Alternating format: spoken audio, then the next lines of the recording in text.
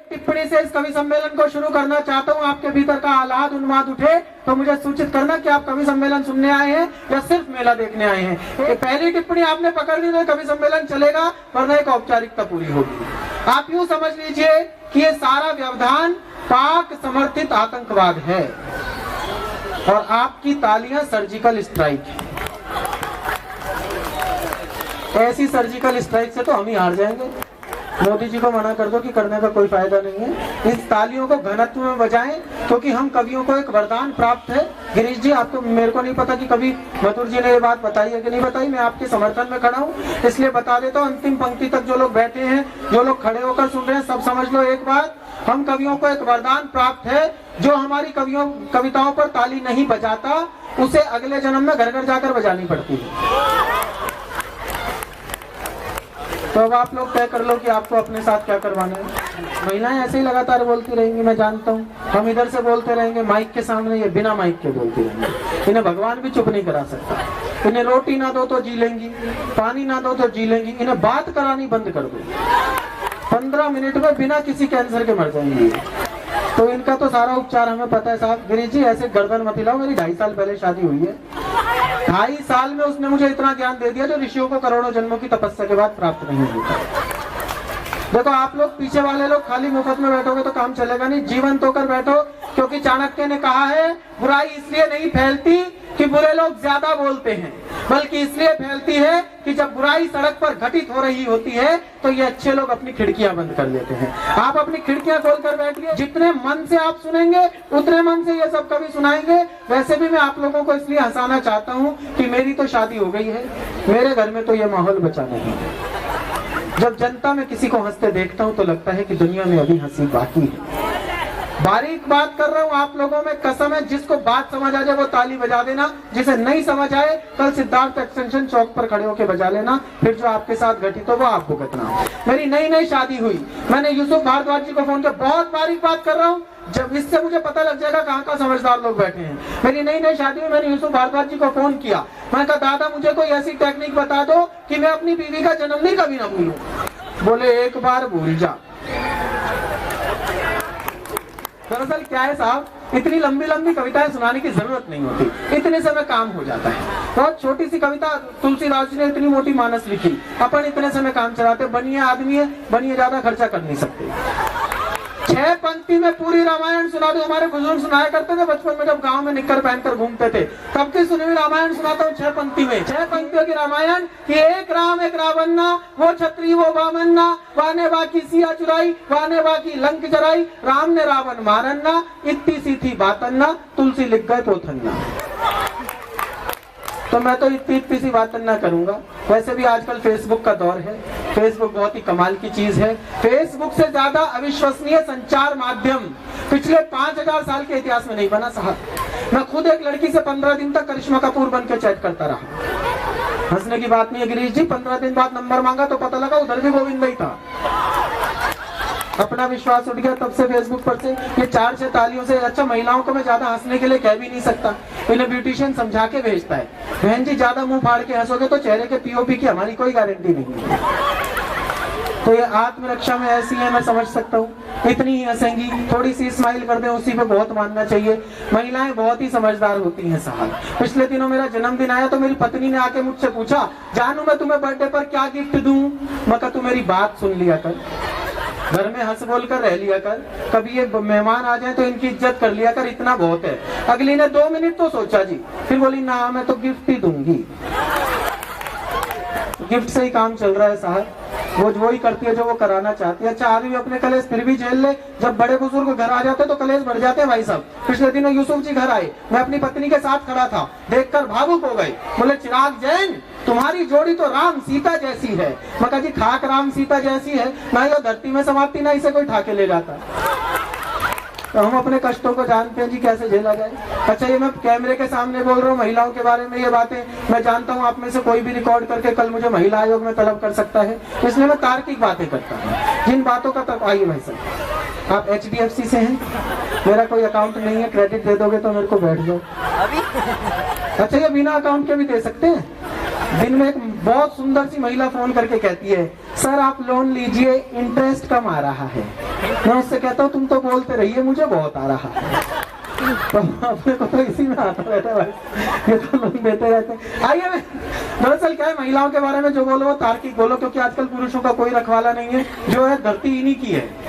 Olympic में पदक जीत के लाई तो ये, पैरा ओलंपिक में पदक जीत के लाई तो ये, यूपीएससी में फर्स्ट आई तो ये, सीबीएसई में टॉप किया तो इन्होंने। इसका कारण आपको पता है साहब?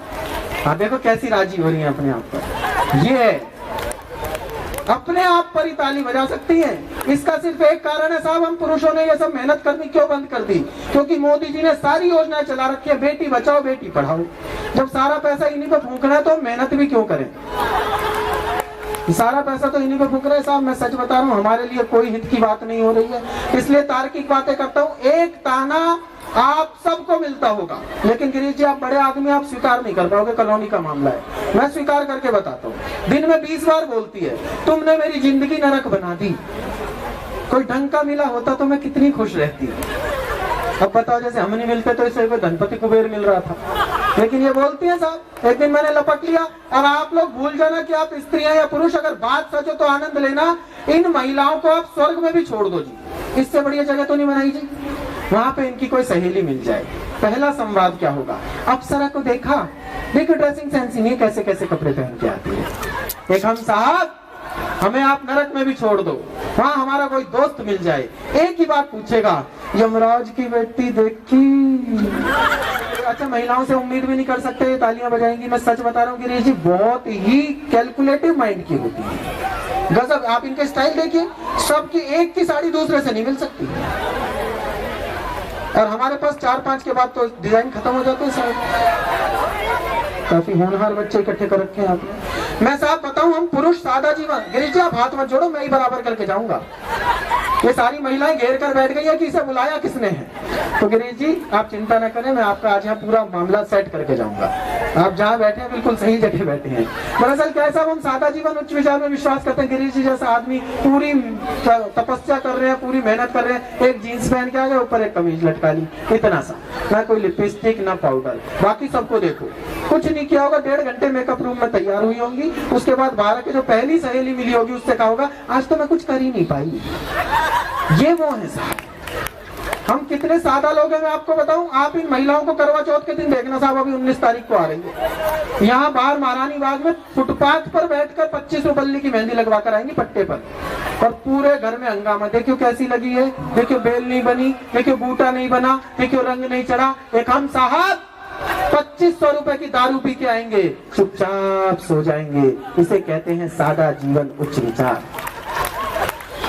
हम तो सादा जीवन उच्च विचार में विश्वास करने वाले लोग हैं साहब, हम फालतू के पंगे लेते नहीं है। वैसे भी महिलाओं के बारे में आंटी मैं सच बताऊं, ये बातें मैं नहीं कह रहा हूँ, ये सार्वभौमिक सत्य है। मैंने एक 5वीं क्लास के बच्चे से पूछ लिया था, बताओ जलेबी को स्त्रीलिंग क्यों कहते हैं?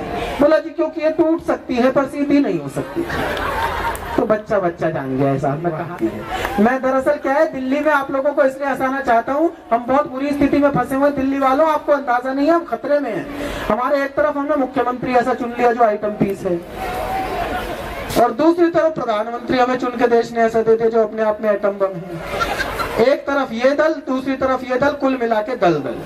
तो पूरी दिल्ली दलदल में फंसी हुई है साहब। लेकिन फिर भी अरविंद केजरीवाल आए, क्या लोकप्रियता है हमारे नेताओं की आपको।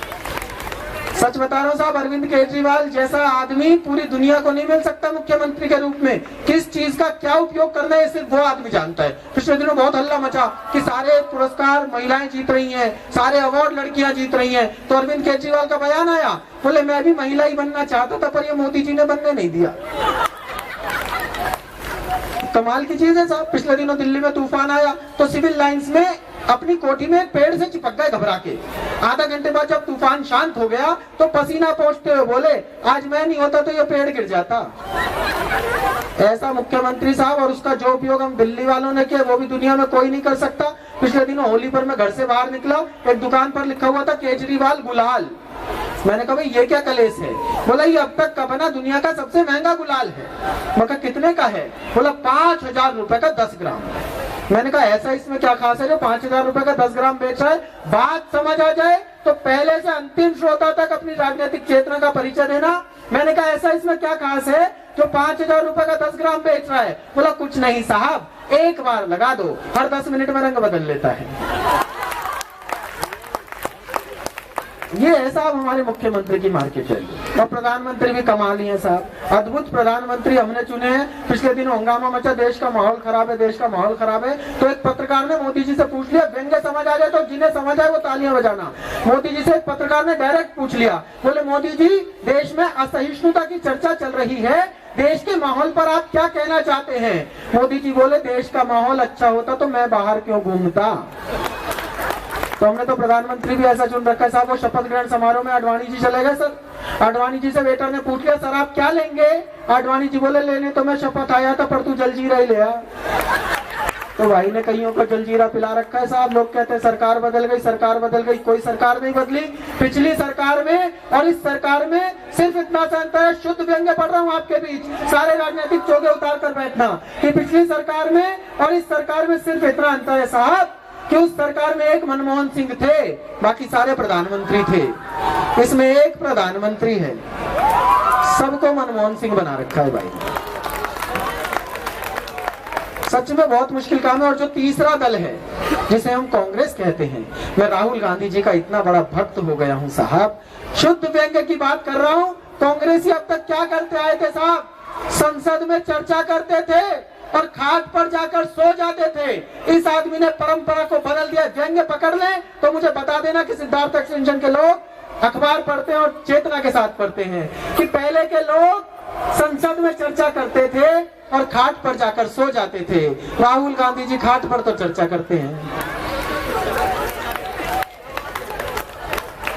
तो ऐसे बदले हुए नेताओं को भी मैं प्रणाम करता हूं साहब।